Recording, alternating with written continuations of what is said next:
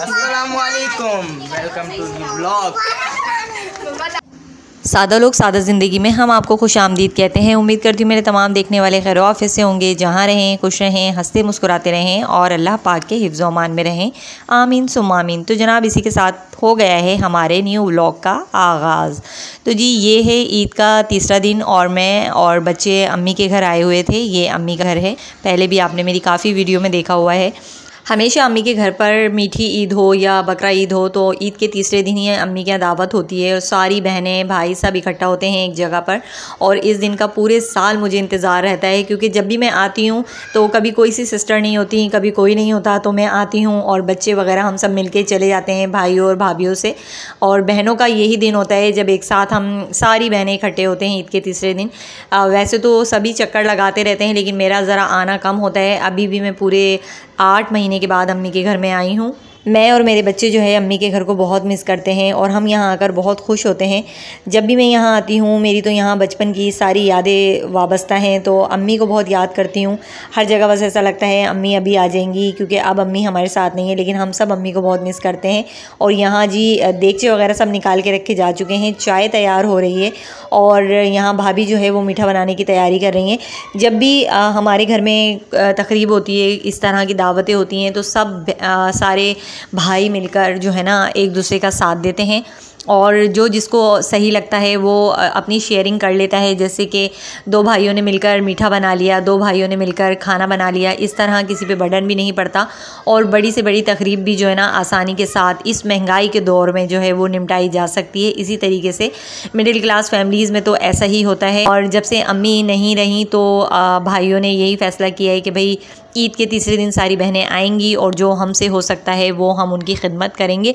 और यहाँ हम शुक्रिया अदा करते हैं अपने तमाम भाभियों का और भाइयों का कि हमारा इतना एहसास करते हैं और हमारा ख़्याल रखते हैं, हमारी खुशियों का ख़्याल रखते हैं। और ये देखें जी, कराची शहर में भी गैस की लोड शेडिंग की वजह से लोगों ने घरों में मिट्टी की अंगीठियाँ या सिगड़ी जो भी कहते हैं वो हर घर में आपको नज़र आएंगी, क्योंकि जिस तरीके से गैस की लोड शेडिंग होती है हर इंसान जो है वो मजबूर हो गया है लकड़ियाँ जलाने पर। पान साहब बैठे हुए हैं, भाई से बातें कर रहे थे और बड़ा मज़ा आता है जब सभी इकट्ठा होते हैं। और जो मेरा ये वाला भाई है ना, ये मुझसे 1 साल बड़ा है, तो एज का इतना ज़्यादा डिफरेंस नहीं है, तो हम जो है ना आपस में बहुत ज़्यादा शुगल मेला भी करते हैं, एक दूसरे से तू तड़ाक से भी बात कर लेते हैं, तो बहुत मज़ा आता है। और हमेशा जो है ना मेरा ये वाला भाई खाना बनाता है, कोई भी तकरीब हो, बकरा ईद हो, छोटी मीठी ईद हो, तो ये वाला भाई खाना बनाता है और बहुत ही मज़े की बिरयानी बनाता है भाई। और सभी खुश होते हैं मेरे घर में जब भी मैं व्लॉगिंग करती हूँ अम्मी के घर की।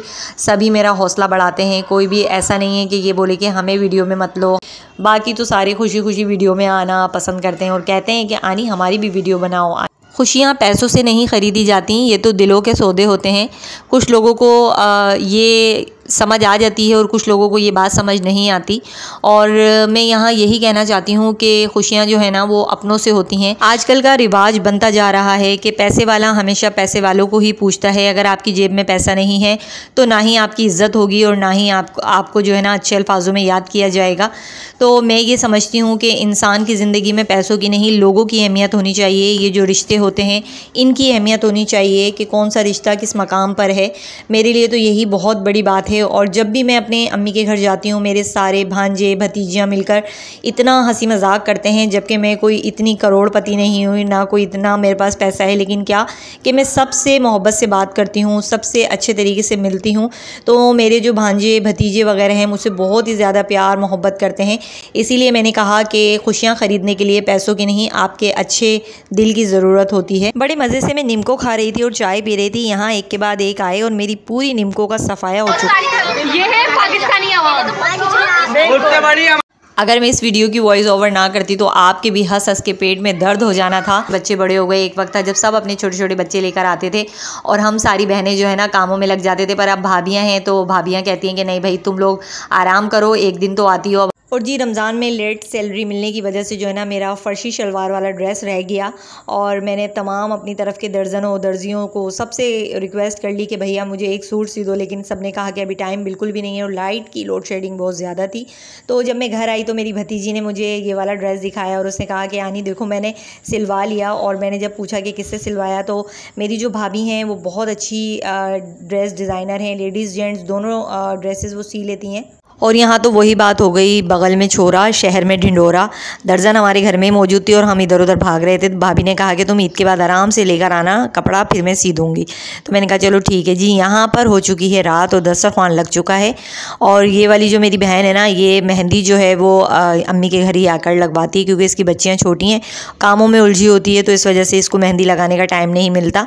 तो यहाँ पर आकर इसने मेहंदी लगाई है। तो कहने लगी भाई मेरी भी मेहंदी की ज़रा वीडियो बना लो। बेटियां जो होती हैं ना वो बाबुल के घर की चिड़िया होती हैं। जब वो उड़कर यानी कि विदा हो जाती हैं और अपने ससुराल चली जाती हैं तो बाबुल का जो घर होता है ना वो बिल्कुल वीरान हो जाता है। अक्सर करके जब मैं अपने मैके आती हूँ तो मेरी जो बचपन की दोस्तें हैं मैं उनके घर भी ज़रूर जाती हूँ, तो वो सब यही शिकायत करती हैं कि भाई अब तुम्हारा घर जो है ना बिल्कुल वीरान वीरान सा लगता है। भाभियाँ जो हैं वो अपने बच्चों में मसरूफ़ होती हैं और जो दोस्ती हमसे होती है वो भाभियों से नहीं होती उनकी, तो वो आती हैं बैठती हैं थोड़ी देर चली जाती हैं। बस यही जी दुनिया का रिवाज है कि बेटियों को एक ना एक दिन रुखसत होना पड़ता है। लेकिन जब भी मैके जाती हैं तो फिर से वही यादें ताज़ा हो जाती हैं। और खाने से फारिग हुए तो बच्चों ने शोर करना शुरू कर दिया, लाओ भाई ईदी तो निकालो, और लाइन लगाकर सब बैठे हुए हैं।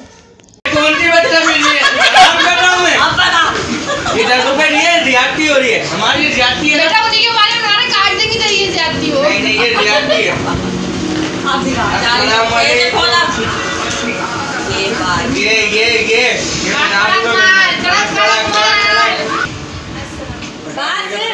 और यहाँ घर के तमाम छोटे बच्चों ने जो है ना अपनी आपी को घेरा हुआ था और कह रहे थे कि आप ही हमें भी ईदी दो। तो मेरी जो भतीजी है उसने भी छोटे बच्चों को ईदी दी।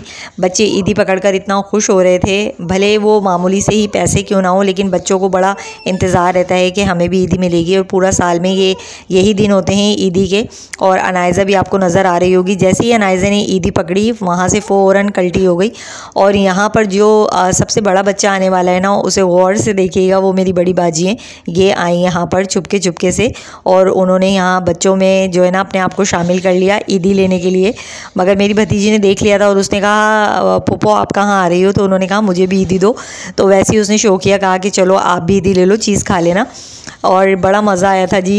ईदी देने का सिलसिला जो है ना पूरे घर में जारी था और इतना शोर डाला हुआ था बच्चों ने ईदी के लिए।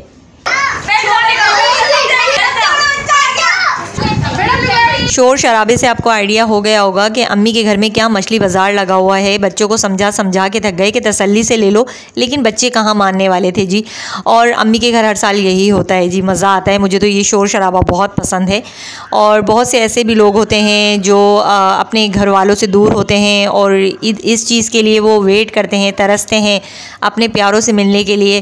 तो मैं ये कहती हूँ कि ईद तो अपनों के संग ही होती। बहुत सारे लोग होते हैं जो ईद पर अपने प्यारों से दूर होते हैं और दिलों में जो है ना गुंजाइशें अब बिल्कुल बाकी नहीं रह गई हैं। छोटी छोटी बातों से रिश्तों में दरारें पड़ जाती हैं, दूरियां आ जाती हैं।